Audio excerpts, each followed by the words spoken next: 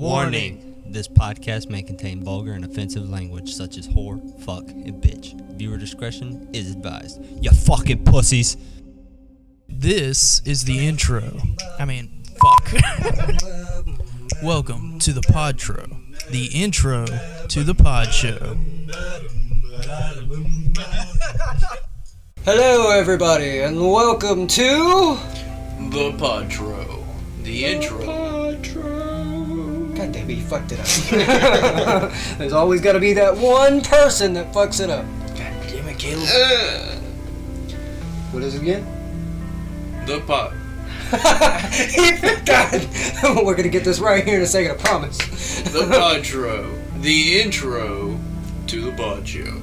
Alright, you guys, I think we have a very good show in store for you guys. Most importantly, first of all, I'm gonna do a huge shout out to a page that I follow. I've been following for a minute, and they're also gonna help us out on this podcast. They are called Pothead Park.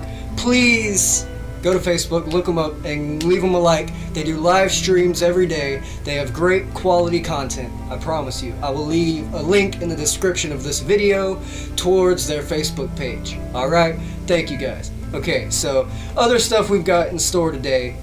Space, conspiracy theories, video games, horror movies, and of course, Mary Jane. Mary Jane. So, would you like to start us off with the top 10 trending conspiracy theories? Top 10? Yes. Alright, so I'm going to start off with one that everybody's kind of heard about, and that's the moon landing hoax conspiracy. Alright. There's quite a while, there's always been that conspiracy of, the moon landing wasn't real, it was all staged kind of stuff, and the tape over. Yeah, so Would you care to elaborate on that? alright, so right here it clearly states some. Anyways, I'm just going to read off what it says right here about it. By the way, before you start, where are you getting this information from? Let's see. It's called livescience.com. Shout out to you guys. Alright, so there's a whole different paragraph. I'm not going to go through all that because it doesn't really talk a whole lot about it. But they do say, even if there was some credible evidence showing that the 1969 Apollo moon landing was a hoax, conspiracy theorists must also account for later moon missions involving a dozen astronauts. And there's the issue of the hundreds of pounds of moon rocks that have been studied around the world and verified as an extraterrestrial origin. Mm-hmm. Alright, so that's not really talking about what the whole concept of this topic is. But the main reason people have conspiracy theories against the whole moon landing and everything like that is because the main topic, there's two topics that are brought up mainly whenever it comes to that. It's one, if you look at all the pictures and stuff like that from the moon landing in 69, was there's no stars in the sky. No. As you clearly stated earlier, it's just a black sky.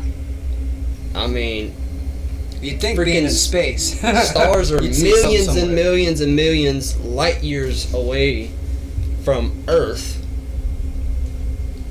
Don't you kind of think that they would still be light years away from the moon? So, if we could see them from Earth, you think you could see them from the moon? I mean, right. Possibly. I mean, people have talked about.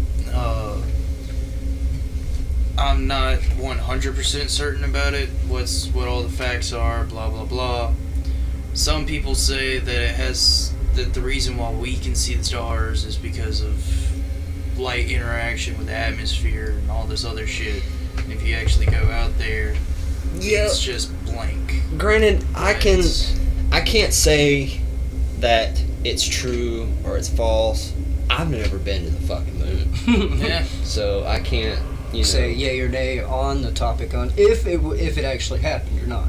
not even just that, just the whole stars theory. Like, I can't say, on the moon you can't see the stars, or on the moon you can definitely see the stars. Granted, what you just said about the light interacting with the atmosphere and different stuff like that, but it's really, if you sit there and think about it, okay, as it has always been said, at least I've always heard this, well, not always, but anytime the topic is brought up, I've always heard this. Stars are actually dead before, we can see them. Yeah. But they're already dead. Many of them, yes. Yeah, a lot of them apparently. But it's just, obviously because it takes so long for light to travel, the stars will be dead, and then 300 years later, that's whenever the star goes out for us or something like that. Yeah. So, I mean, it's just my personal opinion. I really don't feel like it is. I mean, fake to real? Fake. There's the possibility that it is fake. Although, you have to find it a little suspicious that a NASA worker just so happened to tape over the original recording. Just so happened, coincidence. And another thing, the other topic that mainly gets brought up whenever this conspiracy theory is brought up is the shadows from the astronauts on the moon. Because if you think about it, the moon is on the completely opposite side of the Earth. Yeah. And the side of the Earth that the sun is not on is dark, like it is outside right now. There's no sun shining on our side of the Earth. Yeah. The moon is on the opposite side of the sun. It's on the side with us right now. So how is there a shadow on the moon? Okay, this is going to sound really dumb for me to say, so correct me if I'm wrong, but isn't the moon lit up by itself? Okay, see, and that's... I'm retarded, so... Well, no, that actually brought up a really good point. Okay, so the moon is not lit up itself. Yeah. Okay, this is what people don't think about whenever they bring up that part of the conspiracy common theory. Misconception. The light off the moon is not from the moon itself. It's from the reflection of the sun. Okay. That's how the moon gets its light. It pretty much, because the Earth is so much smaller than the sun. Most definitely. So the light from the sun just kind of travels around the Earth and reflects. Yeah, pretty much. It's off. also how we get the lunar cycle, like a crescent moon to... And just like I'm a geek, I'm a nerd, but that's kind of like, you ever heard of the dark side of the moon? By Pink Floyd? There is literally a dark side of the moon. It's just like Earth. It's gonna have a dark side because the light's not able to reach that part of the moon, just like Earth. So, in my personal opinion, there's so many different flaws in that conspiracy theory that people that just don't think about it. All they think about is the possibilities of this being wrong. They don't think about the possibilities of it being right either. Yeah. So, that one is just a complete and total wreck. Okay, so the next conspiracy theory I would like to bring up is the Chris Benoit double murder suicide. I've heard a little bit about it, not a whole lot. Okay, so me being the wrestling nerd I am and loving Chris Benoit for what he did in the ring, I was really young when, this tragic incident happened. Yeah. But I was not old enough to understand anything about it. All I knew was my favorite wrestler is now dead. Yeah. So there's so much behind that. I've studied this case thoroughly, through and through, top to bottom. Of course I didn't have access to, files and stuff like that, of course. But, Case files. I've done so much research on this that I'm convinced he didn't do it. What makes you say that? Yeah. Well, so going back to before any of this happened, okay, Eddie Guerrero, Chris Benoit's best friend, passed away, okay? In these journals, that he had, you could see him slowly descending into madness, right? Whenever he passed away, they did a brain x-ray, whatever that's called. I don't know the specific name for it. Exam. Yeah.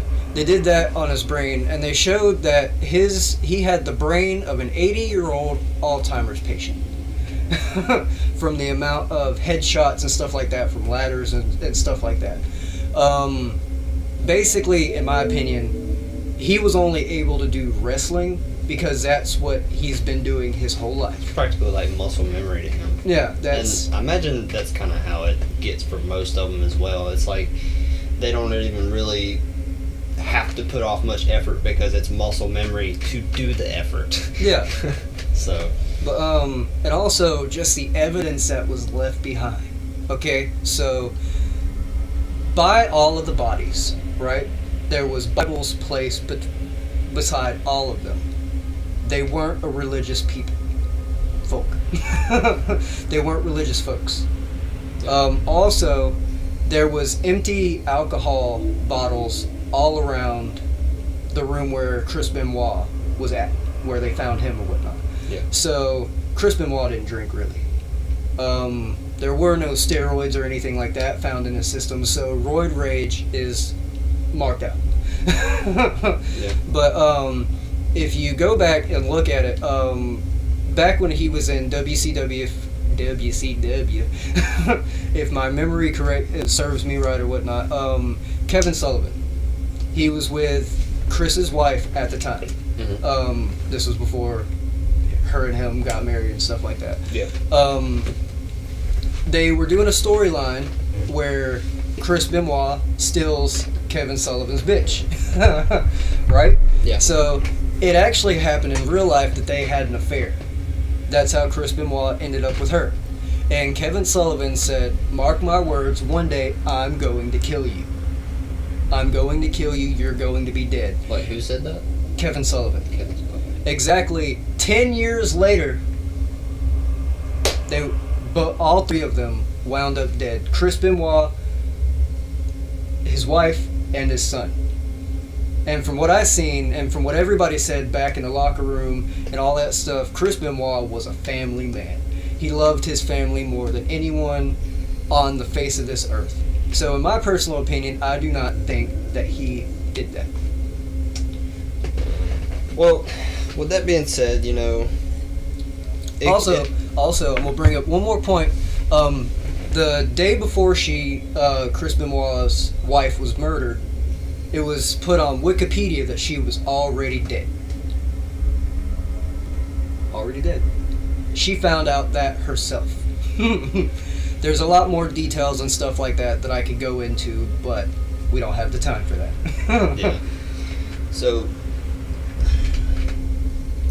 with, everything that you just said, obviously, if you was to do some deep research into it, which I heard the same thing, there was a lot of evidence kind of left out. Yeah.